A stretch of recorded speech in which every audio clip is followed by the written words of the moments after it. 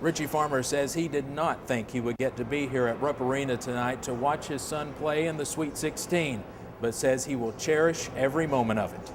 The Clay County native and former UK star was supposed to be in prison now, but a judge approved a delay by 1 week so he could attend the boys' state tournament.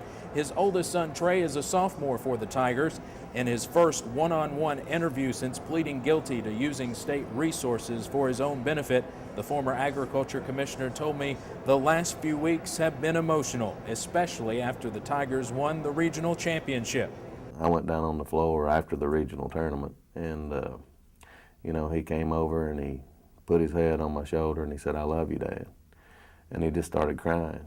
You know, he started bawling, and you know, I started crying. The coaches are sitting there, they kind of tear up, they're kind of crying, and it was a very emotional time. One of the coaches came by and said, you know, that's big for him because he never shows any emotion. He's been there throughout the whole year and kind of been my motivation to play in this year, and I'm glad he got to come. Richie Farmer will now report to a prison in West Virginia next Tuesday, March 25th. He told me he does not think he deserves prison time. So in just a little while, Trey Farmer will play on the same court where his father made so many memories as a Clay County Tiger and later a University of Kentucky Wildcat. We'll have much more of my exclusive interview with Richie and Trey Farmer on our late newscast. From Rupp Arena, Steve Hensley, now back to you. A beloved music teacher who's been called an institution in Hazard just played at her last graduation. Letha Patterson was a music teacher in the Hazard Independent School System for 36 years. Many say she is simply irreplaceable. There was a milestone at the Boys Sweet 16 today during the Johnson Central-Scott County game. It was not on the court, but on press row. It marked 1,000 consecutive games at the Sweet 16 for WSGS Radio in Hazard, the longest run of any station in Kentucky. Good afternoon, everyone. I'm Steve Hensley. And I'm Neil Middleton. Welcome to a special edition of WYMT Mountain News at noon as we launch our first ever high-definition newscast. Certainly an exciting time, and everyone at the station has put in some long hours to make this day a reality. For months, we've been practicing behind the scenes with robotic studio cameras and new HD graphics. We want to thank all of you for your continued trust through the years, and we hope that you like the changes. Now let's get to the news.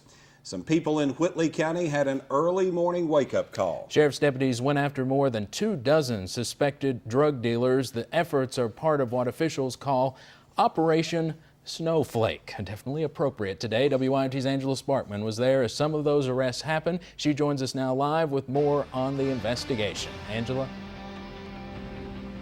Steve, Whitley County Sheriff Colin Harrell named this Operation Snowflake because of the weather today. This is a Mountain News special report. Good afternoon, everyone. I'm Steve Hensley. We are on the air to bring you live coverage of former President Bill Clinton's visit to Hazard. It comes 15 years after he spoke to thousands of people on Main Street as president in July 1999. Today he will be campaigning with Democratic U.S. Senate candidate Allison Lundergan Grimes, who is trying to unseat 30-year incumbent Mitch McConnell in November. Bill Clinton saying that Allison Lundergan Grimes will work with both parties to do what's right for you.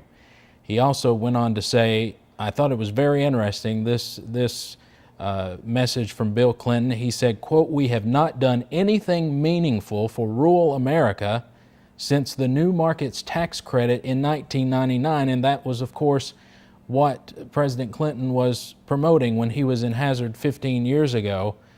He ended by saying, do the smart thing and send Allison Lundergan Grimes to the Senate. Senator Mitch McConnell concluding his remarks in Middlesboro. Before that, Representative Hal Rogers, and before that, singer Jimmy Rose singing his signature song that he made popular on America's Got Talent, Cole Keeps the Lights On. I believe they're now going to have some lunch before they move on to other stops throughout. Saying there's not a dime's worth of difference between a Clinton Democrat and an Obama Democrat when it comes to coal and the EPA. Of course, yesterday in Hazard, Allison Lundergan Grimes said she was proud to be a Clinton Democrat. This is a Mountain News special report. Good morning, everyone. I'm Steve Hensley. We're on the air to bring you live a major political announcement coming out of Frankfort. Sources tell us that Kentucky Lieutenant Governor Jerry Abramson will resign and Crit Llewellyn will be named his replacement. Governor Steve Beshear is about to make that announcement in Frankfort. Let's go there now live. And that concludes a news conference in Frankfort with Governor Steve Beshear, Lieutenant Governor Jerry Abramson, and former State Auditor Crit Llewellyn. In case you're joining us late, here are the headlines from this news conference. Governor Beshear has chosen former State Auditor Crit Llewellyn to serve as his Lieutenant Governor in his final year in office. Llewellyn will replace Jerry Abramson. Of course, he's the former longtime Louisville mayor. He is stepping down as Lieutenant Governor to accept a job in President Barack Obama's administration. He will actually have an office in the White House.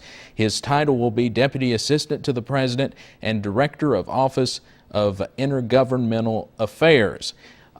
This all becomes official in the next couple of weeks. Friday, November 14th, Crit Llewellyn will be sworn in publicly as the state's new lieutenant governor. Of course, Crit Llewellyn, again, former state auditor, she's been mentioned for years as a possible candidate for governor. She ruled that out earlier this year in the 2015 race. Of course, you heard a reporter ask her if she will reconsider, and she says she has no plans to run for governor in 2015 and has in fact endorsed Jack Conway, the only Democrat so far that is running in the governor's race in 2015. Of course, we're still waiting to hear if Allison Lundergan Grimes might jump into that race. That's been rumored since she was defeated this week in the U.S. Senate race by U.S. Senator Mitch McConnell. Two Republicans have entered the governor's race as well in 2015, James Comer and Hal Heiner. All right, Shane, thank you.